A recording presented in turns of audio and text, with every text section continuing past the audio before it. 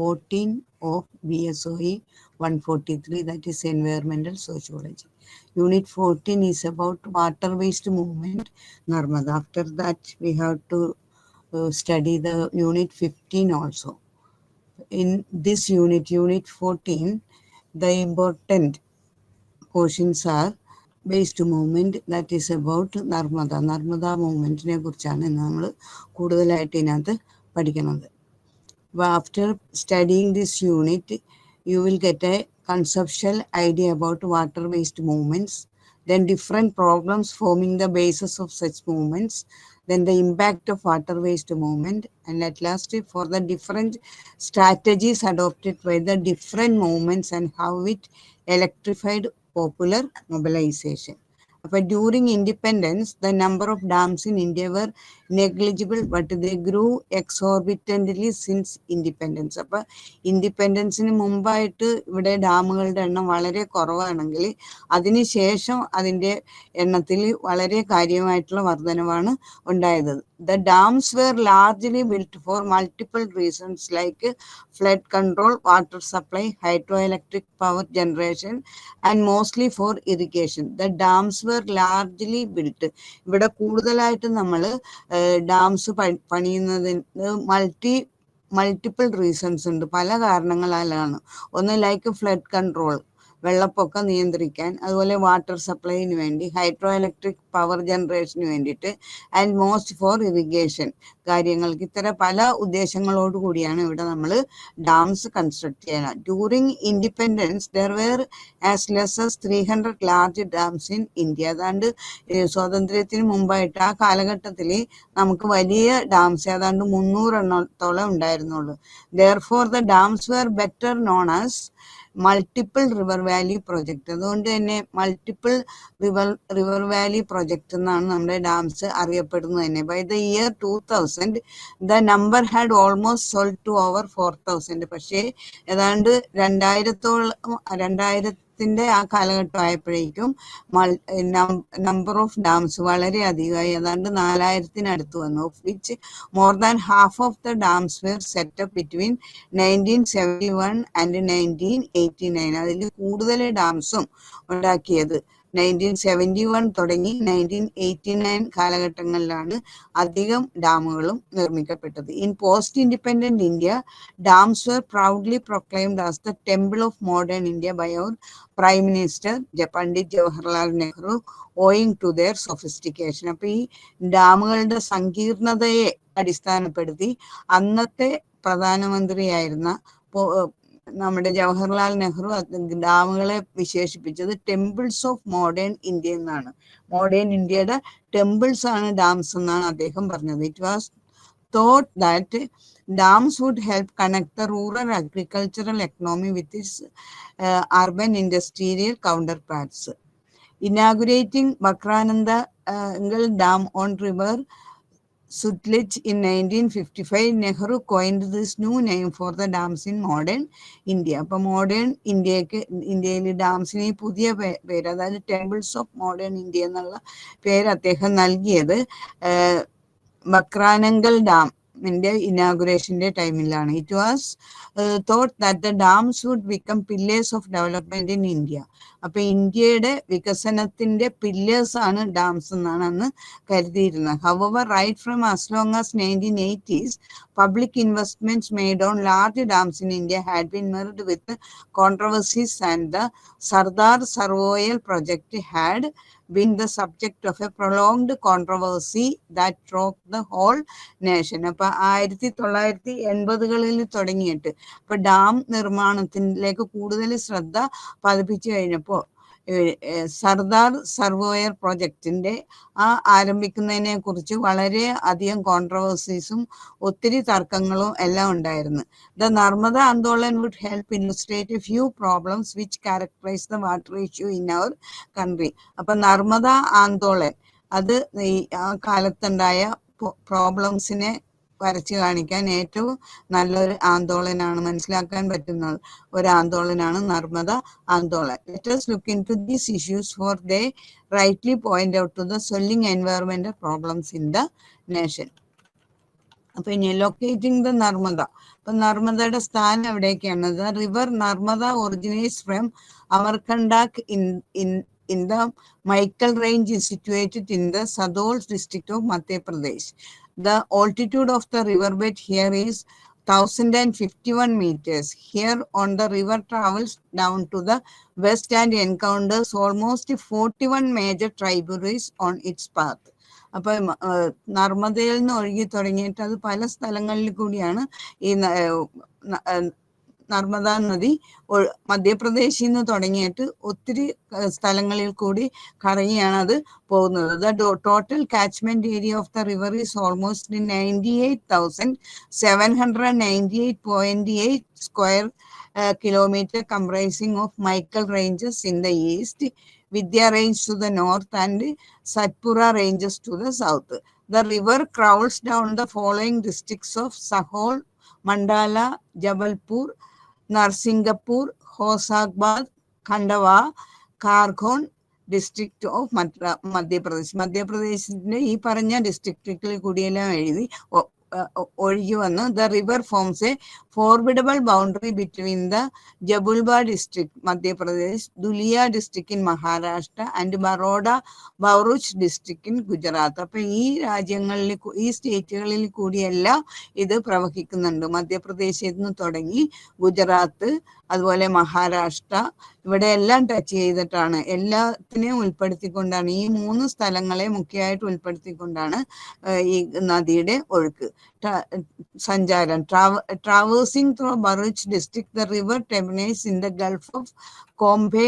Therefore, it seems that the river is essentially an interstate resource which is shared by the 3 neighboring but contentious states that make it difficult to reach a unanimous decisions. അപ്പൊ ഈ നദിയെക്കുറിച്ച്, നർമ്മദ നദിയെക്കുറിച്ച്, അല്ലെങ്കിൽ അതിലെന്തെങ്കിലും construct ചെയ്യുന്ന കാര്യത്തെക്കുറിച്ച്, dam നിർമ്മിക്കുന്ന കാര്യത്തിനെ കുറിച്ചായാലും എന്ത് കാര്യങ്ങളായാലും എന്തെങ്കിലും ഒരു തീരുമാനം എടുക്കണമെങ്കിൽ ഇത് ഒരു സ്റ്റേറ്റിൽ മാത്രം ഒതുങ്ങി നിൽക്കുന്നതല്ലായിരുന്നു, 3 സ്റ്റേറ്റുകളെയും ബാധിക്കുന്നതായതുകൊണ്ട് തീരുമാനങ്ങൾ എടുത്ത് മുന്നോട്ട് പോകാനായിട്ട് പ്രയാസം ഉണ്ടാക്കുന്ന ഒരു വസ്തുത കൂടിയാണ്.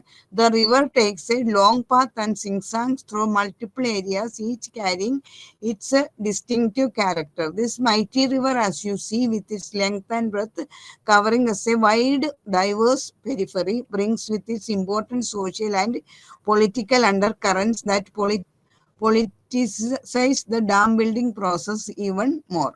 അപ്പൊ ഇങ്ങനെ പല സ്ഥലങ്ങളിൽ കൂടി കടന്നു പോകും, 3 സ്റ്റേറ്റുകളെ ബാധിക്കുന്നതായത് കൊണ്ട് കൂടി കാര്യങ്ങൾ തീരുമാനിക്കുക, മുന്നോട്ട് കൊണ്ടുപോകുക എന്നൊക്കെ പറഞ്ഞാൽ വളരെ ബുദ്ധിമുട്ടുള്ള കാര്യമായിരുന്നു. The river has A total length of 1312 kilometre. ആ റിവറിന്റെ ലെങ്ത് എന്ന് പറഞ്ഞാൽ ഏതാണ്ട് 1312 kilometre. And basin area of total 98,800 kilometre. That constitute about 88% of Madhya Pradesh. അപ്പൊ 3 സ്റ്റേറ്റിൽ കൂടി കടന്നു പോകുന്നുണ്ടെന്ന് പറഞ്ഞു. അപ്പൊ ഈ നദിയുടെ ഏതാണ്ട് 88% മധ്യപ്രദേശത്തിൽ, 2% മഹാരാഷ്ട്ര ആൻഡ് 10% ഇൻ ഗുജറാത്ത്. അങ്ങനെയാണ് അതിന്റെ നീളം കടന്നിരുന്നത്. There is an intense pressure of human abuse on the river, resulting from which the river basin had been degraded to a terrible extent. അപ്പൊ അവിടെ intense pressure of human abuse, മനുഷ്യര് അത് ശരിയായിട്ട് use ചെയ്യാത്തത് കൊണ്ട് തന്നെ ആ ബേസിൻസ് ഒക്കെ വളരെ മോശപ്പെട്ട ഒരു നിലയിലായിരുന്നു. Some possible reasons of the mounting pressure on the river basin had been exorbitant population pressure. അപ്പൊ ഈ റിവർ ബേസിനിലൊക്കെ വളരെ ഭയങ്കരമായിട്ടുള്ള ജനസംഖ്യയായിരുന്നു. അതുപോലെ migration and haphazard settlements and unorganised land usage, agricultural extensions, demand for timber, fuel and fodder, over grazing, instruction, intrusion. അപ്പൊ ഈ വക കാര്യങ്ങളാൽ ആ സ്ഥലങ്ങൾ മിക്കവാറും river basin had been degraded to terrible extent. Thus it is already evident that the river basin had always been under the siege for all possible reasons. The contentions surrounding the river were thus amplified for these reasons too. അപ്പൊ Narmada ended, Gujarat through അപ്പൊ ഇങ്ങനെ ഓരോ ഈ 4 സ്റ്റേറ്റിൽ കൂടിയും 3 സ്റ്റേറ്റിൽ കൂടി കടന്നു പോകുന്നത് കൊണ്ട് തന്നെ ഓരോ തീരുമാനങ്ങളിൽ എത്തുക എന്നുള്ളത് വളരെ ബുദ്ധിമുട്ടായിട്ടുള്ള ഒരു കാര്യമാണ്. അപ്പൊ ഇവിടെ 2 ക്വസ്റ്റ്യൻസ് കൊടുത്തിട്ടുണ്ട്. What are multiple river Valley project, അത് പല കാര്യങ്ങളെ കുറിച്ച് ആ ഫസ്റ്റ് 3-4 സെന്റൻസസ് ഇൻട്രൊഡക്ഷന്റെ മുന്നിൽ കൊടുത്തിട്ടുണ്ട്. അവിടെ അതിന്റെ ആൻസർ ഉണ്ട്. അതുപോലെ where did Narmada originate from, which are the states travel through, അത് മനസ്സിലാക്കി കഴിഞ്ഞ് ഇനി അടുത്തത് locating the path of the struggle. Gujarat proposed its idea to build dams before the Narmada Water Disputes Tribunal in 1969. അപ്പോൾ 1969 Narmada water disputes തുടങ്ങുന്നതിന് മുൻപ് തന്നെ ഗുജറാത്ത് ഈ നർമ്മദ ഡാം നിർമ്മിക്കുന്നതിനെ കുറിച്ച് പ്രപ്പോസ് ചെയ്തിട്ടുണ്ടായിരുന്നു. The state claimed that the dams would build up a corpus of surplus water that could be supplied to the impoverished areas besides providing clean drinking water, irrigation and electricity. അപ്പോൾ അവരുടേതായ കാരണങ്ങൾ പറഞ്ഞ് എന്തിനൊക്കെ വേണ്ടിയിട്ടാണ് ഈ dam നിർമ്മിക്കണമെന്ന് പറയുന്നത്. അതായത് ആ സ്ഥലങ്ങളിൽ കൃഷി ബെറ്റർ ആക്കാൻ, അതുപോലെ കുടിവെള്ളം, clean drinking water, irrigation and electricity വക കാര്യങ്ങൾ നേടിയെടുക്കാൻ വേണ്ടിയിട്ട് ഡാം നിർമ്മിക്കുന്നതിന് വേണ്ടി പ്രപ്പോസ് ചെയ്യുകയുണ്ടായി. Challenging the proposal, Medha Patkar organised 36-day march would be symbol of solidarity among the neighbouring states of Narmada valley as well as direct challenge to the government and the world bank. അപ്പോൾ ഇതിനെ challenge ചെയ്തുകൊണ്ട് മേധാ പത്കർ ഒരു 36 days March organise ചെയ്ത് അവിടെയുള്ള ആളുകളുടെ ആ സോളിഡാരിറ്റിനെ കാണിക്കാൻ വേണ്ടി ഈ നർമ്മദ വാലിയിൽ കഷ്ടപ്പെടുന്ന മനുഷ്യർ, ഇങ്ങനെ ഒരു ഡാം പണിത് കഴിഞ്ഞാൽ ആ ഇടങ്ങളിൽ താമസിക്കുന്ന മനുഷ്യരുടെ വിഷമങ്ങൾ വളരെയേറെയാണ്. അത് ഗവൺമെന്റിനെ ബോധ്യമാക്കാനും മറ്റുള്ളവരെ മനസ്സിലാക്കാനും വേണ്ടിയിട്ടാണ് ഈ ഒരു 36-day മാർച്ച് ആ തീരത്തോടി മേധാ പത്കർ ഓർഗനൈസ് ചെയ്തത്. Direct challenge to the government and the world Bank. അപ്പൊ ഇതിനെ സപ്പോർട്ട് ചെയ്യുന്നത് അവിടുത്തെ ഗവൺമെന്റും അതുപോലെ വേൾഡ് ബാങ്കും ഹെൽപ്പ് ചെയ്യുന്നുണ്ട്. അപ്പൊ അവരെല്ലാം മനസ്സിലാക്കാനും ഇതുമൂലം ഉണ്ടാകുന്ന പ്രോബ്ലം, അവിടെ താമസിക്കുന്ന ആളുകൾക്ക് ഉണ്ടാകുന്ന പ്രോബ്ലം, പുനരധിവാസം ശരിയാവാതെ വരിക, ആളുകൾക്ക് ഉണ്ടാകുന്ന ദുരിതങ്ങൾ എന്തെല്ലാണ്, അതെല്ലാം ഈ വേൾഡ് ബാങ്കിനെയും ഗവൺമെന്റിനെയൊക്കെ ബോധ്യപ്പെടുത്താൻ വേണ്ടിയിട്ട്, അവിടെയുള്ള മനുഷ്യരെ ബോധ്യപ്പെടുത്താൻ വേണ്ടിയിട്ട് ഒരു 36 days മാർച്ച് അവർ ഓർഗനൈസ് ചെയ്ത്. She organised A March that last for 36 days as a symbol of protest in order to instigate the World Bank and the state to withdraw from such a project. അപ്പൊ ഇതുപോലെയുള്ള ഒരു പ്രൊജക്റ്റിൽ നിന്ന് പിന്മാറണം എന്ന് അഭ്യർത്ഥിച്ചുകൊണ്ടാണ് ഇതുപോലെയുള്ള March നടത്തിയത്. The project had already been suspended on the behest of Ministry of Environment because of the non-compliance of Basic Development Project as a whole. അപ്പൊ അവിടെ the project had already been suspended. അത് കുറച്ചാണ് suspend ചെയ്ത് വെക്കാൻ പറ്റിയായിരുന്നു. Emergence of മേധാ പത്കർ. അപ്പൊ ഈ നർമ്മദ മൂവ്മെന്റിന്റെ ഓർഗനൈസറാണ് മേധാ പത്കർ. അവരുടെ ഉദയം അതാണ് ഇവിടെ കൊടുത്തിരിക്കുന്നത്. Let's learn a little about Medha Patkar in 1985 as this news was broken to the central and eastern party of the country. Medha പത്കർ and a few of her colleagues began visiting the dam site. She was shocked the magnitude of displacement and therefore founded the Narmada Charanga Samiti or the Narmada Outreach Associations, which finally developed into the Narmada Bachao Andolan in collaboration to the NCS with the Gandhian organization in the states of Madhya Pradesh and Maharashtra. അപ്പോൾ മധ്യപ്രദേശിലും മഹാരാഷ്ട്രയിലും അവിടെയുള്ള മനുഷ്യരും അതുപോലെയുള്ള എല്ലാവരെയും മനസ്സിലാക്കാൻ വേണ്ടി government തലത്തിലും ഇത് ഈ നർമ്മദ ഡാം വന്നു കഴിഞ്ഞാലുള്ള ദൂഷ്യഫലങ്ങൾ, അവിടെ താമസിക്കുന്ന ആളുകളുടെ ബുദ്ധിമുട്ടുകൾ, പ്രയാസങ്ങളൊക്കെ മനസ്സിലാക്കാൻ വേണ്ടിയിട്ടും അതുകൊണ്ടാക്കാവുന്ന ദൂഷ്യങ്ങളെ കുറിച്ചും മനസ്സിലാക്കി കൊടുക്കാൻ വേണ്ടിയിട്ട് ആണ് അവര് നർമ്മദ ബച്ചാവോ ആന്തോളൻ എന്ന പ്രസ്ഥാനം ആരംഭിച്ചത്. Medha spoke to the resident members of the valley to understand their pains and pathos. അവിടെയുള്ള ആ താഴ്വാരത്തുള്ള ആളുകളുടെ, ആ ഭാഗങ്ങളിൽ താമസിക്കുന്ന ആളുകളുടെ ബുദ്ധിമുട്ടുകൾ മനസ്സിലാക്കാൻ വേണ്ടിയിട്ട് അവർ വളരെയേറെ മറ്റുള്ളവരെ മനസ്സിലാക്കിക്കാൻ വേണ്ടിയിട്ട് വളരെയേറെ കഷ്ടപ്പാടുകൾ സഹിച്ച് most of them did not know what the government was up to and what sort of rehabilitation would be provided to them. അപ്പോൾ ഒരുപാട് മിക്ക ആളുകൾക്കും തന്നെ അവിടെയുള്ള ആദിവാസികളാണ്, അവർക്ക് മിക്കവാറും ആളുകൾക്ക് തന്നെ അറിയില്ല റീഹാബിലിറ്റേഷൻ എന്നുള്ള രീതിയിൽ ഗവൺമെന്റ് എന്താണ് നൽകാൻ പോണത്, അവരെ എന്താണ് ചെയ്യാൻ പോകുന്നതെന്നുള്ളതിനെ കുറിച്ചൊന്നും ഒരു ഐഡിയ അവർക്ക് ഉണ്ടായിരുന്നില്ല. In the next year, that is in 1986, the World Bank was pleaded by the state to back the Sardar Sarovar project. അപ്പോൾ ഈ മേധാ പട്കർ പറയുന്ന കാര്യങ്ങളിൽ വളരെ അർത്ഥമുണ്ടെന്നും അത് ഗൗരവപൂർവ്വം പരിഗണിക്കേണ്ടതാണെന്നും മനസ്സിലാക്കി വേൾഡ് ബാങ്ക് ഇതിൽ നിന്ന് പുറകോട്ട് പോകാൻ ഗവൺമെന്റിന് സർദാർ സരോവർ പ്രൊജക്റ്റിൽ നിന്ന് പിന്നോക്കം പോകാനായിട്ട് ഗവൺമെന്റുകളെ ഉപദേശിച്ച് Patkar realized that in order to suspend the project, the World Bank must be restrained to terminate the construction of the Sardar Sarovar Dam. അപ്പോൾ ഈ മേധാ പട്കറിന്റെ പ്രവർത്തന ഫലമായിട്ട് വേൾഡ് ബാങ്ക് അതിന്റെ സഹായം കുറച്ച് നാളത്തേക്കായിട്ട് സസ്പെൻഡ് ചെയ്ത് Medha and her colleagues took long marches from Madhya Pradesh to the dam site as a mark of protest against the proposal. അപ്പൊ ഈ പ്രപ്പോസലിന് എതിരായിട്ട്, സർദാർ സരോവർ ഡാം നിർമ്മാണ പ്രപ്പോസലിന് എതിരായിട്ട് മേധയും അവരുടെ സഹപ്രവർത്തകരും ചേർന്ന് മാർച്ച് നടത്തി. 36 days നീണ്ടു നിൽക്കുന്ന and the 36-day march became a symbol of solidarity among the neighboring states.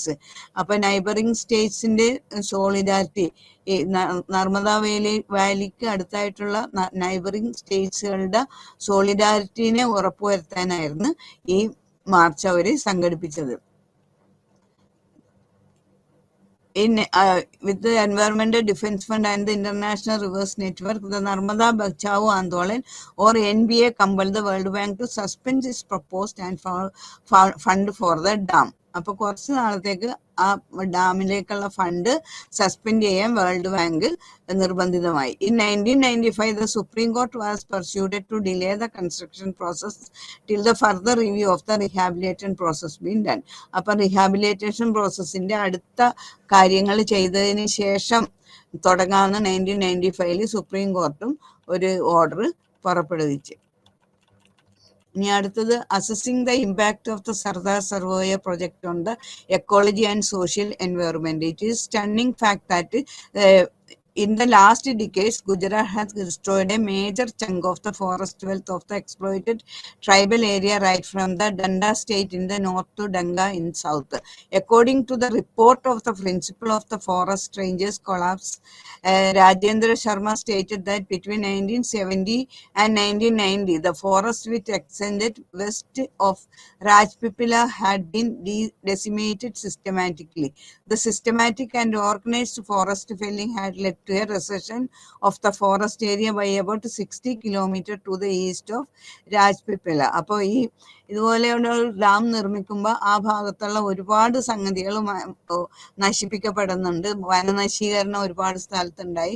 ഭൂമിന്റെ തന്നെ ആ താഴ്വരകളും അതുപോലെ കുറെ കൃഷിയിടങ്ങൾ, സർക്കാർ വക ഭൂമി, വനപ്രദേശങ്ങളും ഒക്കെ വെള്ളത്തിന്റെ അടിയിലാകുകയാണ്. അപ്പൊ അങ്ങനെ ഒത്തിരി പരിസ്ഥിതി പ്രോബ്ലമാണ് അവിടെ ഉണ്ടായത്. സോളോയിങ് the village in A Gulf. Do you know how the dams damage the organic links of the valley with the river, its ecology and its social economy? അപ്പൊ അതിന്റെ എക്കോളജിനെയും സോഷ്യൽ എക്കണോമിയെ എല്ലാം ബാധിക്കപ്പെട്ടു. It is difficult to comprehend that the dam will tear us around under a complex web of physical, ecological, economic, cultural and emotional ties that bind a river and the communities and the living and non-living entities in the basin. അപ്പോൾ ആ താഴ്വരകളിൽ ഉണ്ടായിരുന്ന living, non living അവരുടെ ആയിട്ടുള്ള ആ ബന്ധങ്ങൾ, അതുപോലെ cultural and emotional ties that bind river and communities. അപ്പോൾ റിവറും കമ്മ്യൂണിറ്റീസും തമ്മിൽ അവിടെ രൂപാന്തരപ്പെട്ടിരുന്ന കൾച്ചറൽ ആൻഡ് എമോഷണൽ ടൈസ് എല്ലാം ബ്രേക്ക് ഡൗൺ ആകുന്നു.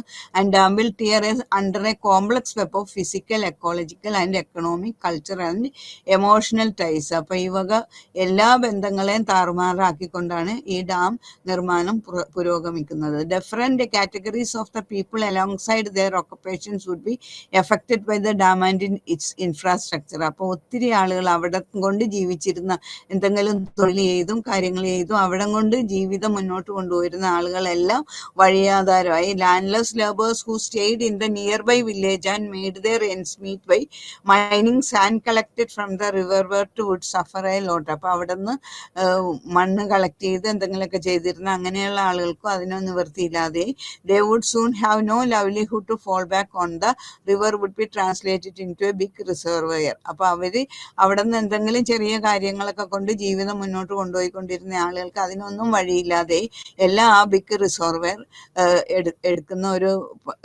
പരിസ്ഥിതിയാണ് അവിടെ ഉണ്ടായിത്തീർന്നത്. The reservoir was now too deep for them to collect sand from them, and secondly the perennial flow of the river that currently pumped in new sand would be stopped forever.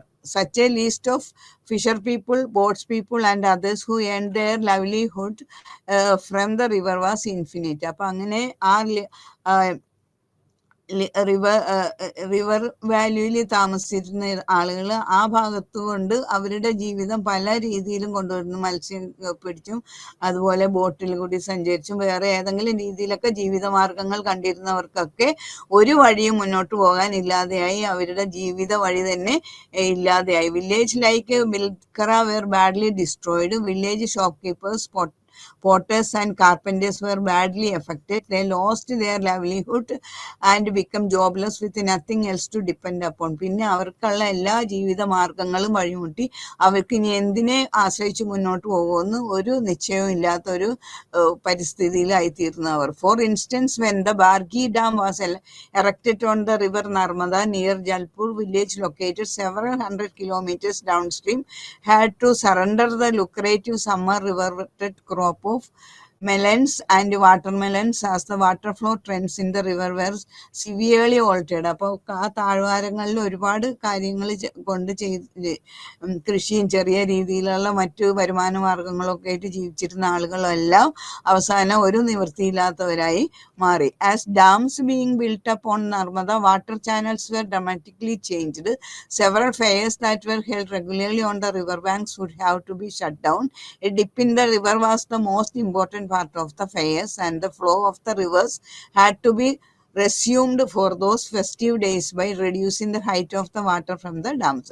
Many riverbank temples that were relocated or resettled far away were badly thwarted. അപ്പോൾ പല കാര്യങ്ങളും തലകീഴായി മറിഞ്ഞു. ഒന്നും അവിടെ ഇല്ലാത്ത, അവിടെ ജീവിച്ചു പോകാൻ ബുദ്ധിമുട്ടായിട്ടുള്ള ഒരു പരിസ്ഥിതിയാണ് അവിടങ്ങളിലുണ്ടായിരുന്ന ലോക്കൽസിന് ഉണ്ടായിത്തീർന്നത്. അത് pathos of the tribal resettlement. അപ്പോൾ ആ ഭാഗത്ത് മധ്യപ്രദേശും മറ്റ് ഭാഗങ്ങളും ഈ നദീതീരങ്ങളിലും താമസിച്ചിരുന്ന ആളുകൾ മിക്കവരും ട്രൈബൽ പീപ്പിൾസ് ആണ്. അവരുടെ റീസെറ്റിൽമെന്റ് അത് ഏറ്റവും പ്രോബ്ലം ഉള്ളതായിരുന്നു. അവരെ പലതും പറഞ്ഞ് മോഹിപ്പിച്ചാണ് അവിടെ നിന്ന് മാറ്റിയത്. പക്ഷെ അവർക്ക് ജീവിക്കാൻ വേണ്ട ഒരു പുനരധിവാസ ക്രമീകരണം ഉണ്ടായില്ല.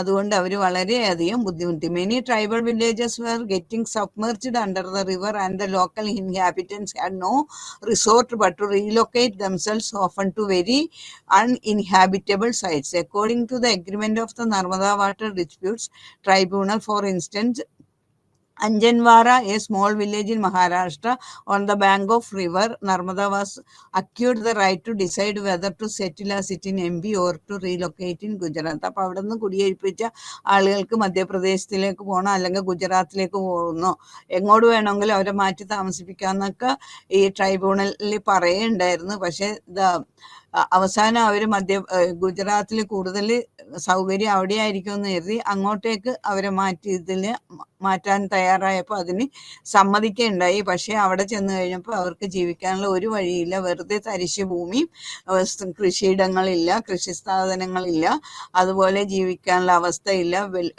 താമസിക്കാനുള്ള വീടുകളില്ല. വളരെ ശോചനീയമായിട്ടുള്ളൊരവസ്ഥയിലേക്ക് അവർ മാറ്റപ്പെടുകയാണ് ഉണ്ടായത്.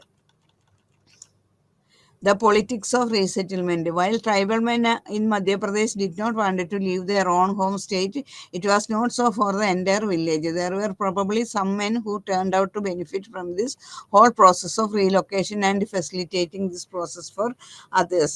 അപ്പോൾ ഈ എല്ലായിടത്തും കാക്കവള്ളത്തിൽ മീൻ പിടിക്കുക, അല്ലെങ്കിൽ പുര കത്തുമ്പോൾ വാഴ വെട്ടുക എന്നൊക്കെ പറഞ്ഞ പോലത്തെ ആളുകൾ എല്ലായിടത്തും ഉണ്ടായിരുന്നു. അവിടെ ഇതുപോലത്തെയുള്ള കുറേ ആളുകളുണ്ട്. അവർ അതിൽ നിന്ന് നേട്ടങ്ങളും ഉണ്ടാക്കി. അതിൽ ഒരാളാണ് അമിതാഭ് ബവിസ്കർ കോൾഡ് ദ മോട്ടിവേറ്റർ. അപ്പൊ മോട്ടിവേറ്റർ എന്നാണ് അമിതാഭ് ബവിസ്കർ ഈ ഇതുപോലത്തെയുള്ള ആളുകളെ പറയുന്നത്.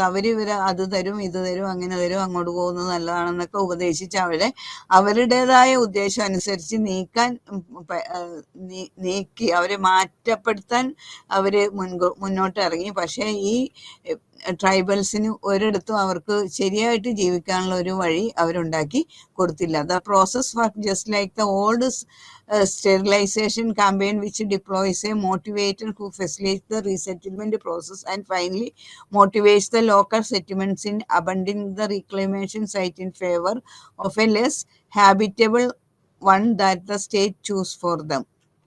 അപ്പോൾ പിന്നീട് അവർക്ക് താമസിക്കാനുള്ള സ്ഥലം ശരിയാക്കി കൊടുത്തെങ്കിലോ ഒരു സ്ഥലത്തേക്ക് മാറ്റി. ഒരുപാട് ഏക്കറുകൾ ഉപേക്ഷിച്ചിട്ടാണ് അവരുടെ കൃഷിസ്ഥലങ്ങളും അവരുടെ അവകാശത്തിലുള്ള ഭൂമികളും വിട്ടുപോയിട്ട് അവർക്ക് കിട്ടിയത് വളരെ കുറച്ച് തരിശായ സ്ഥലങ്ങളാണ്. ഗുജറാത്തിൽ ചെന്നപ്പോൾ അവർക്ക് കിട്ടിയത്. അവിടെ അവർക്ക് ജീവിക്കാനുള്ള ഒരു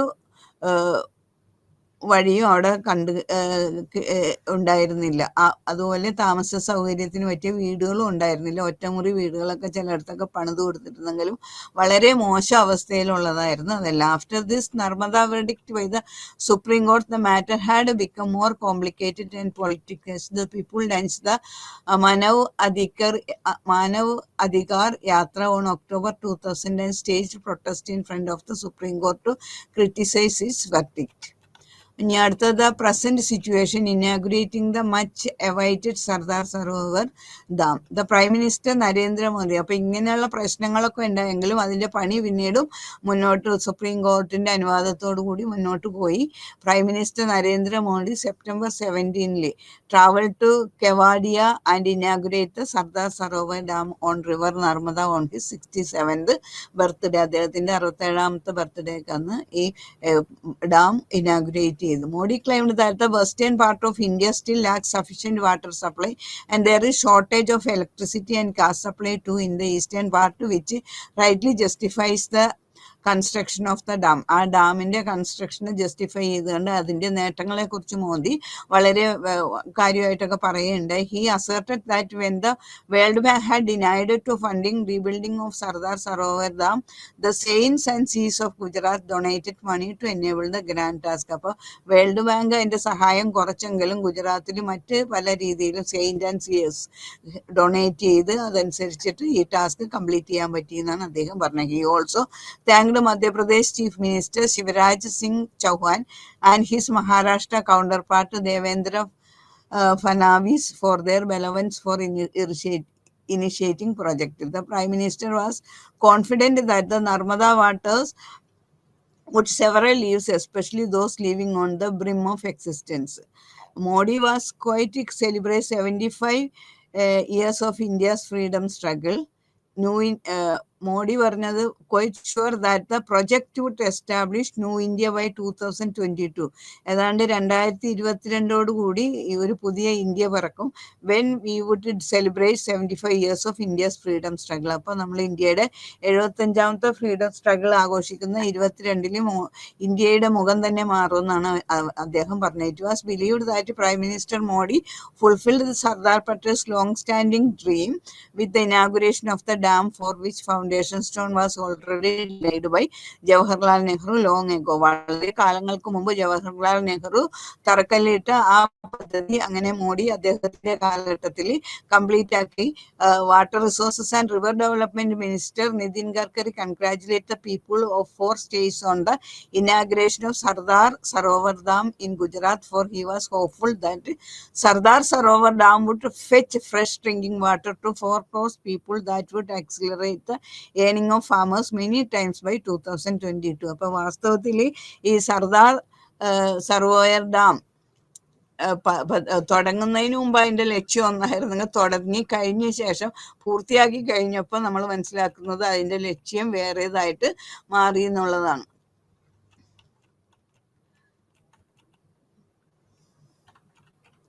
അപ്പോൾ on the same day activist Medha Patkar organised Jal Satyagraha. അപ്പോൾ ഈ ഇങ്ങനെ ഇതിൻ്റെ ഉദ്ഘാടനമൊക്കെ കഴിഞ്ഞ ആ ദിവസം തന്നെ മേധാ പദേക്കർ ഒരു ജൽ സത്യാഗ്രഹ തുടങ്ങി. Narmada at Chhota Bardar ghat in Bhavani district of Madhya Pradesh. Patkar was apprehensive that with the water level of the dam rising to dangerous heights, it would soon submerge around 192 villages in the region will be submerged under water. അപ്പോൾ ഈ അവിടുത്തെ ജലനിരപ്പ് ഉയരുന്നത് കൊണ്ട് അവിടെ ഏതാണ്ട് 192 വില്ലേജുകൾ തന്നെ നഷ്ടപ്പെടാൻ സാധ്യതയുണ്ടെന്ന് അവർ പറഞ്ഞു. It would effect around 40,000 families, ഏതാണ്ട് 40,000 കുടുംബങ്ങളെ ഇത് ബാധിക്കും. അപ്പൊ അതുകൊണ്ട് ഇതിനൊക്കെ എതിരായിട്ട് വേണ്ട നടപടികൾ എടുക്കാൻ വേണ്ടിയിട്ടും അവര് ഈ റീഹാബിലിറ്റേഷൻ കാര്യങ്ങൾ ചെയ്യുന്നതിനും കോമ്പൻസേഷൻ കൊടുക്കുന്നതിനും ഒക്കെ വേണ്ടി മുന്നോട്ട് വരാൻ വേണ്ടിയിട്ട് അവര് കുറെ അധികം പ്രയത്നിച്ച്. അപ്പൊ അതിന് അനുകൂലമായിട്ട് സുപ്രീം കോർട്ടും ഓർഡർ പുറപ്പെടുവിച്ച് റീഹാബിലിറ്റേറ്റ് ആൻഡ് കോമ്പൻസേഷൻ കാര്യങ്ങൾ കറക്റ്റായിട്ട് ചെയ്യാൻ. Patkar along with 30 women led by organised sitting on the banks of the Narmada river at Chhota Barda village in Dhar where she insisted the water level was fatly rising. ഇനി ജലസത്യാഗ്രഹം ഉണ്ടായിരുന്നു. ആ ജലസത്യാഗ്രഹത്തിനെ കുറിച്ച് ഷോർട്ടായിട്ട് ആ കോളത്തിൽ കൊടുത്തിട്ടുണ്ട്, അത് നോക്കിയേക്കുക. അപ്പൊ kind of developmental design set up by the Narmada valley project was not suitable for a country like India. ഇന്ത്യയെ പോലെയുള്ള ഒരു രാജ്യത്തിന് ഏറ്റവും സൂട്ടബിൾ ആയിട്ടുള്ള ഒരു ഡെവലപ്മെന്റ് പ്രോജക്റ്റ് അല്ല നർമ്മദ വാലി പ്രൊജക്ട് എന്നുള്ളത്. Sociologist have time and again argued that dam like these would only bring lopsided development in our country. സോഷ്യോളജിസ്റ്റും അതുപോലെയുള്ള മറ്റു സോഷ്യൽ വർക്കേഴ്സും ഒക്കെ ഇങ്ങനെ ഒരു അഭിപ്രായമാണ് പറഞ്ഞത്. ഇത് ഒരു ലോപ്പ് സൈഡ് ഡെവലപ്മെന്റ് ആണ് നമ്മുടെ രാജ്യത്ത് ഉണ്ടാക്കുന്നത്.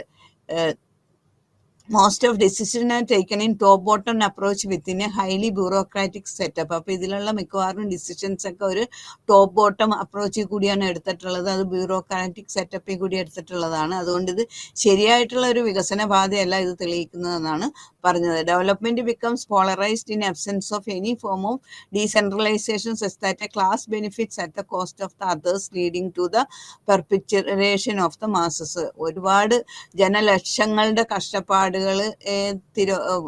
തിരസ്കരിച്ചുകൊണ്ടുള്ള ഒരു നേട്ടം എന്ന് പറഞ്ഞാൽ അത് രാജ്യത്തിന്റെ ഒരു നേട്ടമായിട്ട് കാണാൻ പറ്റില്ല. അവരെയും ജീവിത രീതിയിൽ മുന്നോട്ട് ശരിയായ രീതിയിൽ കൊണ്ടുവന്നാൽ, ശരിയായുള്ള പാതയിലേക്ക് നയിച്ച് അവർക്കും ജീവിക്കാനുള്ള അവസരങ്ങൾ ശരിക്കും ഒരുക്കി കൊടുത്താൽ മാത്രമേ അത് നല്ലൊരു വികസന പ്രക്രിയയായിട്ട് മാറുള്ളൂ. The real question was whether the dam could create resource for the society or whether it drained away the already created wealth in the country. അപ്പൊ ഈ കാര്യത്തിൽ പ്രത്യേകം ശ്രദ്ധിക്കണം. ഈ ഡാം രാജ്യത്തിന് വെൽത്ത് കൊണ്ടുവരാനാണോ അല്ലെങ്കിൽ അത് ഓൾറെഡി ഉണ്ടാക്കിയിരുന്ന വെൽത്ത് നശിപ്പിക്കാനാണോ സഹായിച്ചതെന്ന്. Thousands of people were uprooted from their native homes and their livelihood smashed without any prior planning for their alternative modes of rehabilitation and relocation.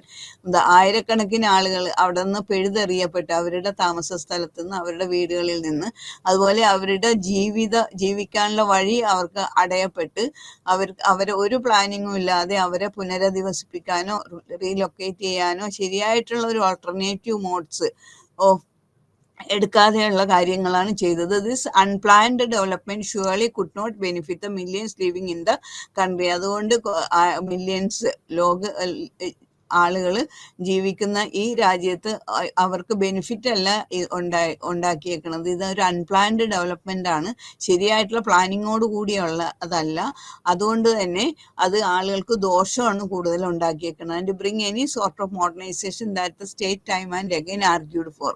അപ്പൊ this created a scope for an internal conflict between the state and its people where the undergoes bore the brunt of the massive drives and the state resolved for something it could not fulfill. അപ്പൊ ഈ ആളുകളുടെ ജീവന് ഒരു വിലയും കൊടുക്കാതെ, അവരുടെ സ്വത്തിന് ഒരു വിലയും കൊടുക്കാതെ, അവരെ ശരിയായിട്ടുള്ള രീതിയിൽ പുനരധിവസിപ്പിക്കാതെ കഷ്ടപ്പെടുത്തിക്കൊണ്ടുള്ള ഇതുപോലെയുള്ള വികസനം ഒരിക്കലും ഒരു നേട്ടമൊന്നും നമുക്ക് അഭിമാനിക്കാൻ പറ്റില്ലെന്നാണ് ഇതുപോലെയുള്ള ആളുകളുടെ അഭിപ്രായം. ഇനി നമുക്ക് അടുത്ത ചാപ്റ്ററിലേക്ക് പോകാം. യൂണിറ്റ് 15. അപ്പോൾ യൂണിറ്റ് 15 ലാൻഡ് ബേസ്ഡ് മൂവ്മെന്റ്സ് ആണ്. അത് ആന്റി മൈനിങ് ആൻഡ് സീഡ്, ഇങ്ങനെ ഈ രണ്ട് കാര്യങ്ങളിലാണ് ലാൻഡ് ബേസ്ഡ് മൂവ്മെന്റ്സ് ഉള്ളത്. അപ്പോൾ ആദ്യം ആന്റി മൈനിങ്, അതിലെ ഇമ്പോർട്ടൻ്റ് ആയിട്ടുള്ള കാര്യങ്ങൾ മാത്രം നോക്കി പോകാം. The major land movements around mining in our country. അതായത് first land movements, the oil refinery movement, second uranium mining and the social movement in Meghalaya. അതിന്റെ കാലഘട്ടം അതാണ്ട് 1970s to 1980 വരെ. പിന്നെ അടുത്ത movement against POSCO for steel mining in Orissa. അപ്പൊ ഈ 3 movements വളരെ ഇമ്പോർട്ടന്റ് ആണ്. ഇതിൽ ഏതെങ്കിലും പരീക്ഷയ്ക്ക് ചോദിക്കാൻ സാധ്യതകളാണ്. പിന്നെ അടുത്തത് beach seed movements in India. ഇന്ത്യയിലെ സീഡ് മൂവ്മെന്റ്സ് അതും വളരെ ഇമ്പോർട്ടൻ്റ് ആയിട്ടുള്ളതാണ്. എസ്എ ടൈപ്പ് ക്വസ്റ്റ്യൻ തന്നെ അവിടെ നിങ്ങൾക്ക് പ്രതീക്ഷിക്കാം. Seed movements in India. അപ്പൊ അതില് ബീജ് ബച്ചാവോ ആന്തോളൻ വരുന്നുണ്ട്, സീഡ് സത്യാഗ്രഹ ഉണ്ട്, അതുപോലെ Karnataka Raja Raitha Sangh, a proactive seed protest, farmers ഓർഗനൈസേഷനെ കുറിച്ചുണ്ട്. അപ്പൊ ഈ കാര്യങ്ങളെല്ലാം പ്രത്യേകം ശ്രദ്ധിക്കുക.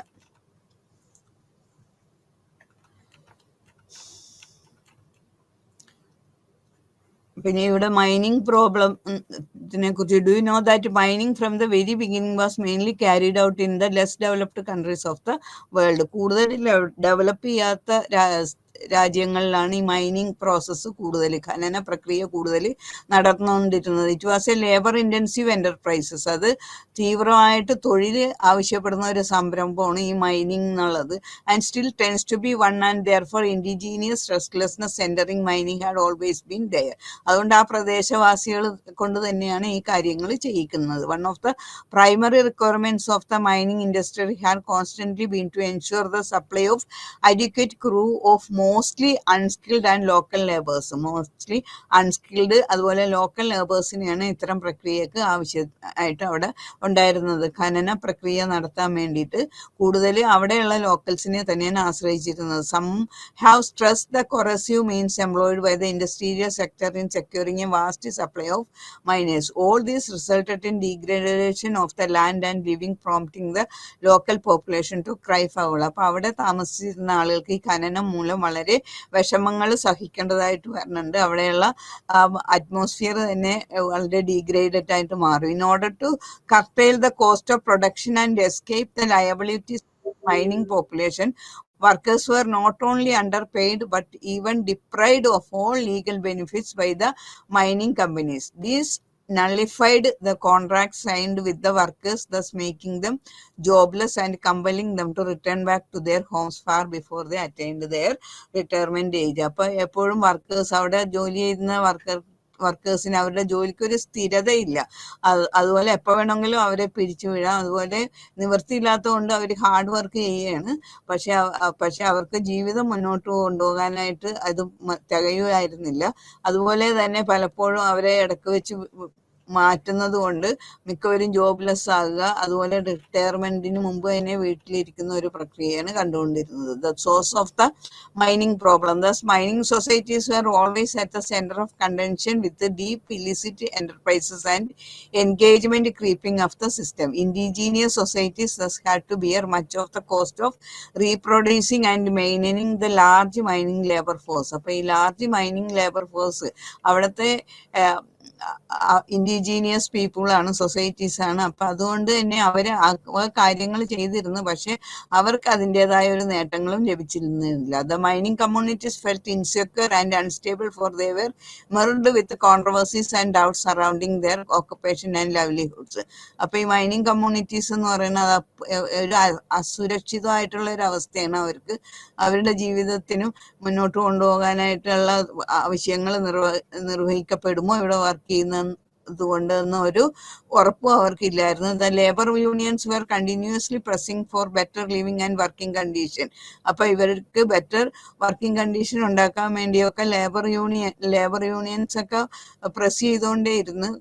Collective bargaining with the trade unions and the mining administrations. അപ്പൊ എപ്പോഴും വാദവിവാദങ്ങളൊക്കെ ഉണ്ടായിക്കൊണ്ടിരുന്ന് ട്രേഡ് യൂണിയനും മൈനിങ് അഡ്മിനിസ്ട്രേഷൻസും ഒക്കെ വഴി. പക്ഷേ കാര്യമായിട്ടുള്ള പുരോഗതി ഒന്നുമില്ലായിരുന്നു. This created a spiral spring of migrant issues to and from the mining spots, thus creating a bedrock of crisis and uncertainties in an already frail situations. അപ്പം ഇങ്ങനെയുള്ള സിറ്റുവേഷൻസ് ഒക്കെയാണ് അവിടെ ഈ മൈനിങ് ഫീൽഡിൽ ഒക്കർ ചെയ്യണത്. അവിടെ വലിയ വലിയ കമ്പനിക്കാർ വളരെയധികം കാശും പ്രതാപവും ഒക്കെ ഉണ്ടാക്കും. ഇവരെ ഈ പാവങ്ങൾ കഷ്ടപ്പെടുക, അവരുടെ ജീവിതം നശിക്കുക, ഭയങ്കര ആയിട്ടുള്ള പരിസ്ഥിതി ദോഷങ്ങളുള്ള സ്ഥലങ്ങളിൽ തന്നെ താമസിച്ച് കൂടുതൽ ബുദ്ധിമുട്ടിലും അസുഖങ്ങളിലും ഒക്കെ പെട്ട് ജീവിക്കുക, അങ്ങനത്തെ ഒരു സെറ്റപ്പാണ് മിക്കവാറും കണ്ടിരുന്നത്.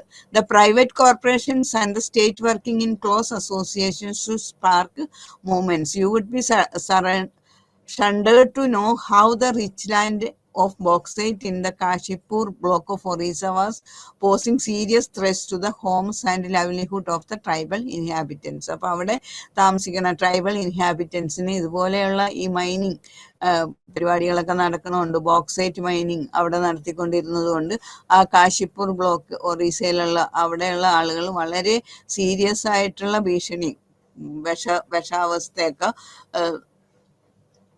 ശ്വസിക്കേണ്ടതായിട്ട് വന്നതും അതുപോലെ അവരുടെ പല രോഗങ്ങളാൽ കഷ്ടപ്പെടേണ്ടതായിട്ടും വന്നിട്ടുണ്ട്. The state had tacitly colluded with the multinationals to extract minerals from this tribal hinterland leading to the loss of land and occupation of the poor tribes. അപ്പോൾ മൾട്ടിനാഷണൽ കമ്പനീസിന് ഈ ഖനന പ്രക്രിയയൊക്കെ ഏൽപ്പിച്ചു കഴിയുമ്പോൾ അവിടെയുള്ള പുവർ ട്രൈബ്സിന്റെ ജീവിത രീതി, തൊഴിൽ നഷ്ടപ്പെടുന്നു. അതുപോലെ അവർക്ക് മുന്നോട്ട് പോകാനായിട്ട്, ആരോഗ്യപരമായിട്ട് മുന്നോട്ട് പോകാനായിട്ടുള്ള അവസ്ഥയ്ക്കും തടസ്സം വരികയാണ്. The Utkal alumina internal, a consortium of Norsk Hydro of Norway, Alcan of Canada and Indal of India had been trying to initiate a project in the Kashipur block of Raigada district for the past several years. അപ്പോൾ വലിയ വലിയ കമ്പനികൾക്കൊക്കെ ഇതുകൊണ്ട് വളരെ വലിയ നേട്ടങ്ങളാണ് ഉണ്ടാകുന്നത്. പക്ഷേ ആ തദ്ദേശവാസികൾ അതുകൊണ്ട് ഒത്തിരി ദുരിതപൂർണമായിട്ടുള്ള ജീവിതമാണ് നയിച്ചിരുന്നത്. ഇനി the major land movements mining in our country. നമ്മുടെ രാജ്യത്തെ മേജർ ലാൻഡ് മൂവ്മെന്റ്സ് മൈനിങ്ങുമായിട്ട് ബന്ധപ്പെട്ടത് ഏതൊക്കെയാണ്? അതായത് first one, the oil refinery movements. Oil refinery movement ആണ് ഏറ്റവും ആദ്യത്തെ മൂവ്മെന്റ്. അത് 1956 to 57 കാലഘട്ടത്തിലുള്ളതാണ്. In post independence India, the first major exploration of oil fields in India began at Naharkatia. This new oil field in northeastern Assam was expected to support a large production which would be able to supply a third of the country's requirements in the next 3 years. The Assam Oil Corporation recommended building the new refinery at Calcutta. അപ്പോൾ ഇതിനു വേണ്ടി Assam oil corporation recommend ചെയ്തത് new refinery തുടങ്ങാനായിട്ടുള്ള സ്ഥലം കൽക്കട്ടയായിട്ടാണ് Assam oil corporation recommend ചെയ്തു. Whereas the government of India suggested Durbari in Assam and Baruni in Bihar. പക്ഷേ government of India suggest ചെയ്തത് ദുർബാരി in Assam അതുപോലെ Barauni in Bihar, ആ സ്ഥലങ്ങളാണ് ഏറ്റവും നല്ലത് റിഫൈനറിക്ക് ഉള്ള അഭിപ്രായമായിരുന്നത്. Resolution to establish the refinery in Assam was mooted in the Legislative Assembly on 3 April 1956, but unfortunately the central government could not give any definite assurance. The people in Assam saw the government's moves as being influenced by British oil interest. അപ്പോൾ അവിടുത്തെ ആളുകൾക്ക് മനസ്സിലായി ഇവര് Assam so the government's moves as being the people in Assam. ആസാമിലെ ജനങ്ങൾക്ക് മനസ്സിലായി the government's moves as being influenced by British oil interest. British oil ഇൻട്രസ്റ്റിൻ്റെ താല്പര്യം അനുസരിച്ചാണ് ഗവൺമെൻറ് മൂവ് ചെയ്യുന്നതെന്ന് അവിടുത്തെ ജനങ്ങൾക്ക് മനസ്സിലായി. By June 1957 the Indian government had already decided to set up the refinery in Barauni in spite the demand of Assamese people. Assamese പീപ്പിളിൻ്റെ ഡിമാൻഡ്സിന് against ആയിട്ട് ബരൂമിലാണ് ഈ റിഫൈനറി അവർ തുടങ്ങാൻ ഉദ്ദേശിച്ചത്. This led to further political outburst in Assam. അതോടുകൂടി ആസാം പീപ്പിൾ എവിടെ refinery തുടങ്ങാൻ ആഗ്രഹിച്ചിരുന്നോ അതിന് വിരുദ്ധമായിട്ട് വേറെ സ്ഥലത്ത് തുടങ്ങുമ്പോൾ ഉടനെ അതിനെതിരായിട്ടുള്ള മൂവ്മെന്റ്സും സ്റ്റാർട്ട് ചെയ്തത്. First furious protest for the refinery in Assam took place on 28 August 1956. അപ്പോൾ ആദ്യത്തെ ഏറ്റവും furious protest for the refinery in Assam തുടങ്ങിയത് 28 August 1956 the movement was jointly initiated by the leadership of the opposition party and the chairperson of the all Assam oil refinery action committee. Strikes, public meetings and road marches were organized to register the gravity of protest. The central government did not bend before hardcore public protest but decided to establish the refinery in Baruni by an outright ignorance of the regional demands of the Assamese people. Assamese peopleന്റെ ആ regional ഡിമാൻഡ്സിനെയൊക്കെ അവഗണിച്ചുകൊണ്ട് government ബരൂണിയിൽ തന്നെ ഈ oil refinery തുടങ്ങി. This led to further political outburst in Assam. അത് വീണ്ടും ആസാമിൽ ബഹളങ്ങൾ ഉണ്ടാക്കാനായിട്ട് സഹായപ്രദമായി. This prompted the all Assam oil refinery action committee to perpetuate the movement by staging a satyagraha from 14th August, especially in the areas around the oil fields and in Shillong as well as in the other districts. ഇനി അടുത്തത് uranium mining and the social movement in മേഘാലയാണ്. അത് 1970 to 1980 കാലഘട്ടത്തിലാണ്. India's nuclear programme as you know had already been facing an acute shortage of uranium. അപ്പോൾ ഇന്ത്യയുടെ nuclear പ്രോഗ്രാമിൽ യുറേനിയത്തിന്റെ shortage വളരെയധികം പ്രശ്നങ്ങൾ ഉണ്ടാക്കുന്നുണ്ടായിരുന്നു. The uranium mainly belong to the lands of the tribes. Uranium കൂടുതലും ട്രൈബ്സിന് താമസിക്കുന്ന സ്ഥലങ്ങളിലാണ് ഉണ്ടായിരുന്നത്. Therefore mining uranium in the west Khasi hills of Meghalaya had generated strong grievances and antipathy among its indigenous people. അപ്പോൾ ഈ കാശി ഹിൽസ് മേഘാലയയിൽ അവിടെയാണ് കൂടുതൽ tribal people താമസിച്ചിരുന്ന ആ ഭാഗം മൈനിങ് ചെയ്യാൻ തുടങ്ങിയതോടുകൂടി അവിടുത്തെ ആളുകളുടെ ജീവിതം വളരെ ബുദ്ധിമുട്ടുള്ളതായി തീർന്നു. The state owned uranium corporation of India had repeatedly been denied access to this mineral rich belt of Meghalaya because of the strong local opposition. Despite that the government is trying hard to win over the local people to gain access to their territory. ഇപ്പൊ ആ ഗവൺമെന്റിന് ഈ ആളുകളുടെ പ്രതിഷേധത്തിനെ തടഞ്ഞുകൊണ്ട് മുന്നോട്ട് പോകാനായിട്ട് കുറെ ബുദ്ധിമുട്ടുകൾ ഉണ്ടായിരുന്നു. Although A reasonable proposition for some, there is also a strong opposition to this, usually citing either health reasons or issuing having to do with ethnic sovereignty and indigenous rights. According to Hoppingstone Lando, the history of uranium in Meghalaya dated back to the 1950s when the Atomic Energy Mining Division started its first primary expeditions. Thereafter, a string of investigations followed one after the other in the 1970s and in 1980s, eventually leading to the discovery of uranium deposit in various sites. One of these sites in the village of Domiciat in the West Khasi Hills adjacent to the place where the atomic minerals decorate finally begins its mining operation to process aluminum ore and produce the much wanted yellow cake.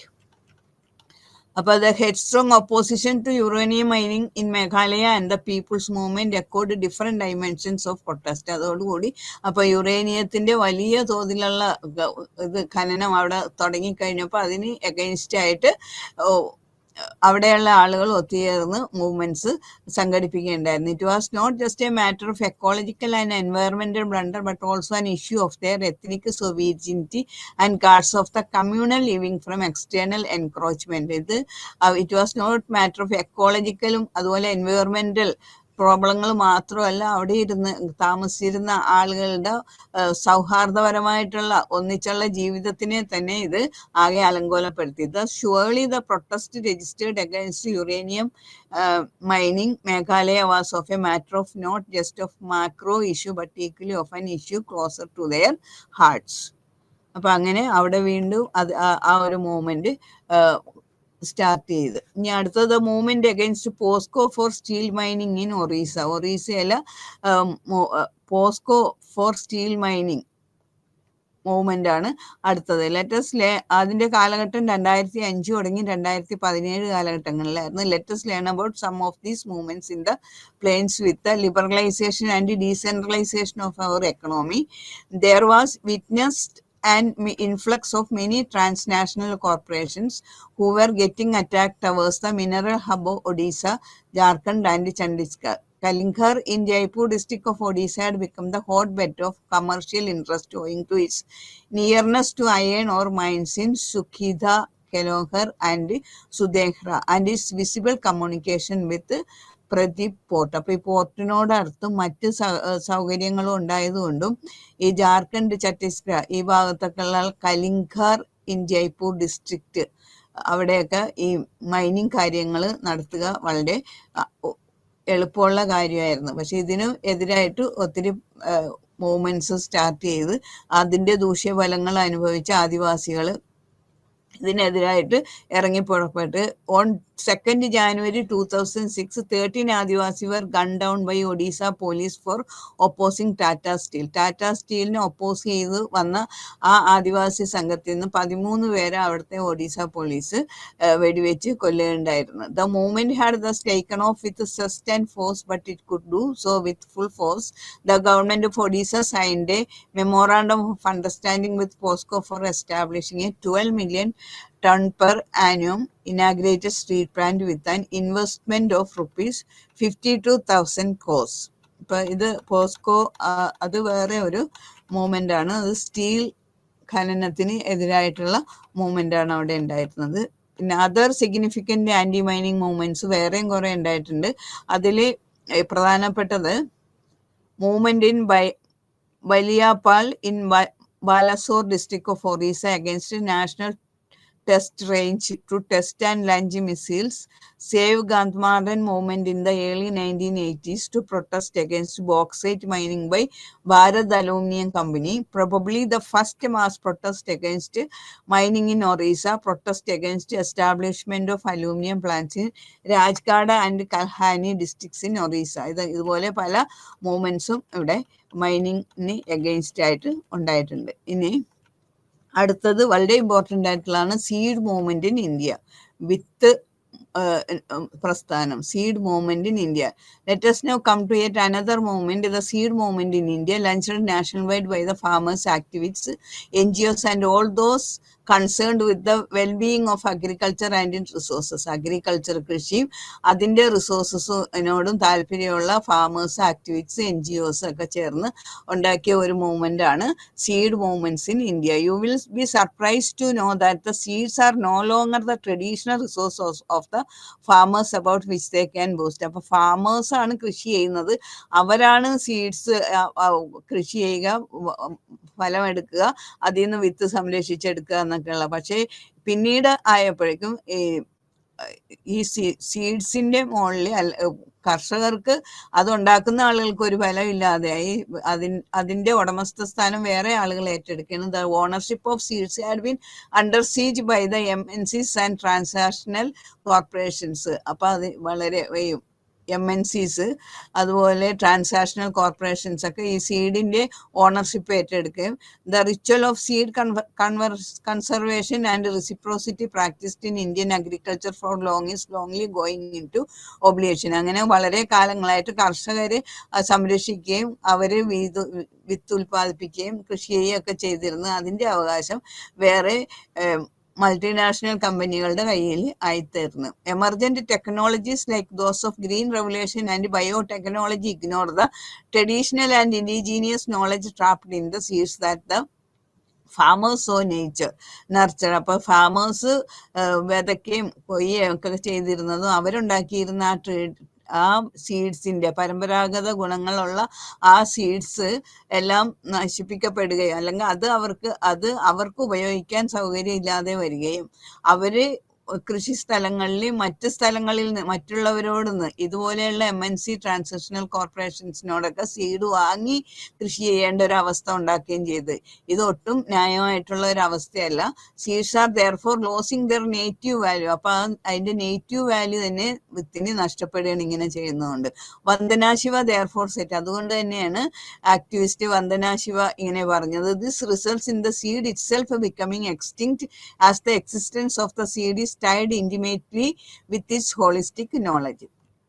അപ്പൊ Shiva landed that the entire practice was instigated by the policies of the new intellectual property rights which had been popularized by the trade-related property rights. The IPR framework of the West enabled the transnational corporation to hijack the indigenous knowledge of the seeds as born by the peasants and project the seeds as the corporation's private property. അപ്പൊ ഈ കൃഷിക്കാര് അവരുടെ ബുദ്ധി ഉപയോഗിച്ചും അവരുടേതായ ആ രീതിയിൽ കൂടി സുരക്ഷിതമായിട്ട് ഉണ്ടാക്കിക്കൊണ്ടുവരുന്ന പ്രൊജക്ട് ഈ സീഡ്സിന്റെ അധികാരം മുഴുവനും ഇങ്ങനെ പ്രൈവറ്റ് കോർപ്പറേഷൻസിന്റെ അധീനതയിലാകുകയും അവർക്ക് ഫാമേഴ്സിന് യഥാർത്ഥ ഫാമേഴ്സിന് അതിന്റെ അധികാരം നഷ്ടപ്പെടുകയും ചെയ്തു. These ways of taking over the native property of the farmers and falsely claiming themselves as the owners of the seed had crippled the agrarian field severely. അപ്പൊ ഇത് ഈ കൃഷി തലത്തിലുള്ള ആളുകളെ വളരെ രോഷാകുലരാക്കി. This had slowly diffuse to other areas of agricultural fields as well as thus thwarting the very process of sharing, distributing, reciprocating and conserving which our peasants had been doing for long. This had seriously implications for our agricultural and its bigger periphery. Shiva is right when she said this result in monopolistic corporate control over the seed itself, restricting its free sharing within and across communities. But thus it is evident that the new seed culture is tremendously distributing the biodiversity and variations that our agriculture had boasted for a long. അപ്പൊ നമ്മളുടെ ആ സീഡിന്റെ വിത്തുകളുടെ ഗുണങ്ങളെ കുറിച്ചൊക്കെ വളരെ അധികം പറഞ്ഞുകൊണ്ടിരുന്ന ആ കർഷകരിൽ നിന്ന് അവരുടെ ആ അധികാരവും അവരുടെ ആ ഗുണഗണങ്ങളുള്ള സീഡുകളും ഇല്ലാതെയാക്കി. This brings us to the question of patents. അപ്പൊ ഒരു പാറ്റൻസ് എന്നുള്ള ഒരു സംഗതി, അതായത് നിർമ്മാണാധികാരം, അത് വലിയ കമ്പനിക്കാർക്ക് കൊടുത്തു. Patents acquired and plants help claim that A seed or A plant or A crop type is typically their exclusive domain and debar others from making, selling, using or distributing the seed or the crop. അപ്പൊ ഈ multi companies അല്ലെങ്കിൽ മറ്റ് private agencies ഈ സീഡിന്റെ അധികാരം ഏറ്റെടുത്തപ്പോൾ അവര് അതിന്റെ നിർമ്മാണത്തിന്റെ ഉത്തരവാദിത്വം അവർക്ക് ആയി. അപ്പൊ അതിന്റെ ആ നിർമ്മിക്കാനുള്ള അവകാശം അവരിലേതായി. അപ്പൊ ഈ പാറ്റന്റ് കൊടുക്കുക എന്ന് പറഞ്ഞാൽ ആ നിർമ്മാണ അവകാശം കൊടുത്തു കഴിഞ്ഞിട്ടുണ്ടെങ്കിൽ വേറെ ആർക്കും ആ രീതിയിലുള്ള സാധനങ്ങൾ ഉൽപ്പാദിപ്പിക്കുകയോ വിൽക്കുകയോ ഒന്നും ചെയ്യാൻ പറ്റില്ല, അവരുടെ അധികാരം ഇല്ലാതെ. അത് ഒരു കാലഘട്ടം വരെയും കൊടുത്തിട്ടുണ്ടാവും. അപ്പൊ ഇതുപോലെയുള്ള പാറ്റൻസ് കൊടുക്കുന്ന സമയത്ത്, അതിനായിട്ട് അപേക്ഷിക്കുന്ന സമയത്ത് ഇവര് ഇതുപോലെയുള്ള വേറെ സീഡ്സ് ഒന്നും ഇവിടെ ഉണ്ടായിട്ടില്ല, ഇത് അവരുടേതായ പുതിയ ഉൽപ്പന്നമാണെന്ന് തെളിവ് സഹിതം കാണിക്കേണ്ടതായിട്ടുണ്ട്. അപ്പൊ അങ്ങനെയൊക്കെ കാണിച്ചിട്ടാണ് ഈ പാറ്റന്റ് കിട്ടുന്നത്. അപ്പൊ പാറ്റന്റ് കിട്ടിക്കഴിഞ്ഞാല് വേറെ ആരെങ്കിലും ഇനി അത് ഉൽപ്പാദിപ്പിക്കപ്പെടുകയാണെങ്കിൽ അവര് ശിക്ഷാർഹരായി മാറും. അപ്പൊ അങ്ങനെ ഒരു അവസ്ഥ ഇവിടെ ഉണ്ടായി തീർന്നു.